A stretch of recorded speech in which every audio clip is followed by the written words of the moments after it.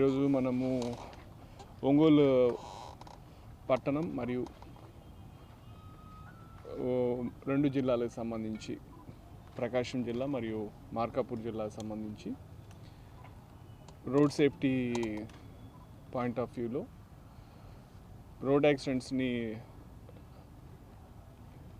నివారించేందుకు నియంత్రించేందుకు మనము ఈరోజు ఈ మిర్రర్స్ ఏదైతే కాన్వెక్స్ మిర్రర్స్ రోడ్ సేఫ్టీ సంబంధించిన మిర్రర్స్ ఉన్నాయో మన కలెక్టర్ గారి సౌజన్యంతో కలెక్టర్ గారు మనకు కొంత అమౌంట్ ఇవ్వడం జరిగింది. సో దానితోటి మనం ఈరోజు దరిదాపు 125 కాన్వెక్స్ మిర్రర్స్ మనం పర్చేజ్ చేయడం జరిగింది. సో ఈ మిర్రర్స్ అన్నీ కూడా ఈ రెండు జిల్లాల్లో దరిదాపు మనము 115 దాకా సమస్యాత్మక ప్రదేశాలు అంటే బ్లాక్ స్పాట్స్ కావచ్చు, తర్వాత పోతే ఏదైతే విలేజెస్లోంచి మెయిన్ హైవేస్ మీదకి అప్రోచ్ రోడ్స్ కావచ్చు, తర్వాత పోతే ఇంకా యాక్సిడెంట్స్ జరిగేదానికి అవకాశం ఉన్నటువంటి ప్రదేశాలు దరిదాపు మొత్తంగా 115 దాకా మనము ఐడెంటిఫై చేయటం, వాటన్నిటికీ కూడా ఈరోజు ఈ 125 మిర్రర్స్ అన్నీ కూడా సప్లై చేయడం జరుగుతుంది.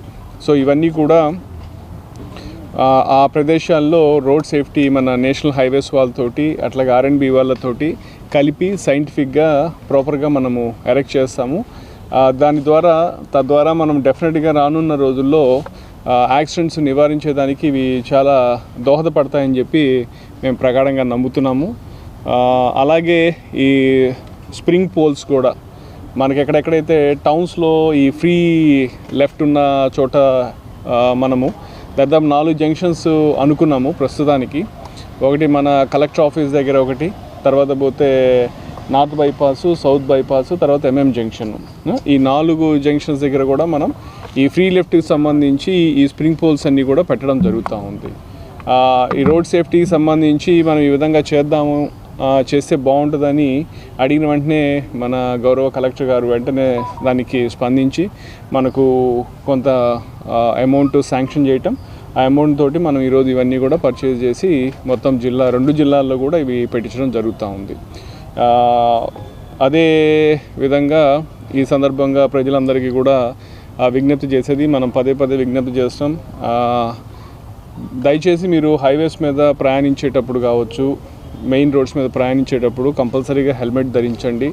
హెల్మెట్ ధరించకుండా హైవేస్ మీద కానీ ఫర్ దట్ మ్యాటర్ ఎక్కడైనా కానీ దయచేసి ప్రయాణించొద్దు.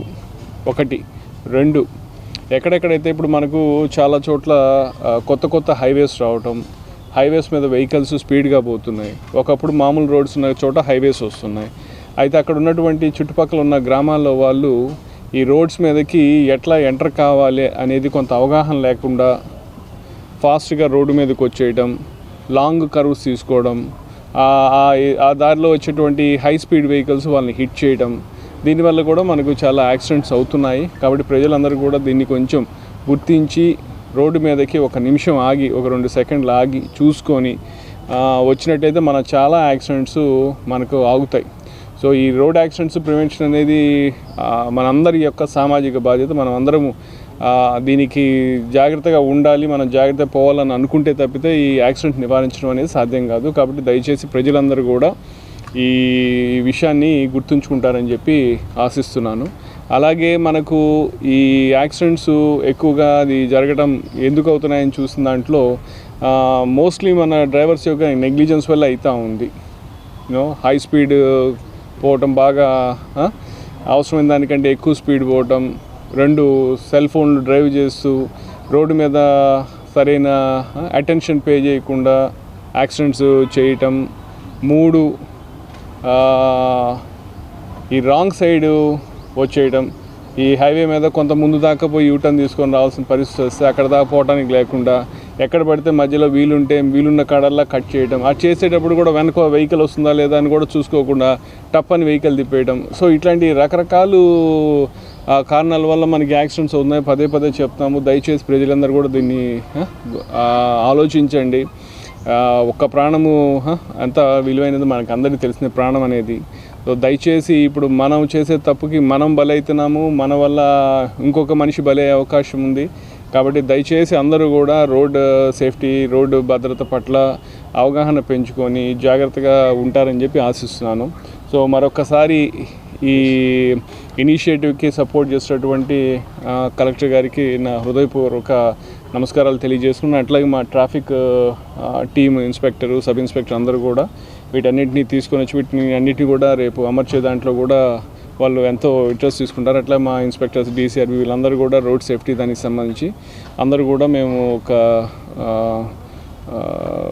మంచి ఉద్దేశంతో ఒక డెడికేటెడ్గా చేస్తాం. కాబట్టి ప్రజలందరూ కూడా దీన్ని అర్థం చేసుకొని వారు కూడా వారి వంతు వాళ్ళు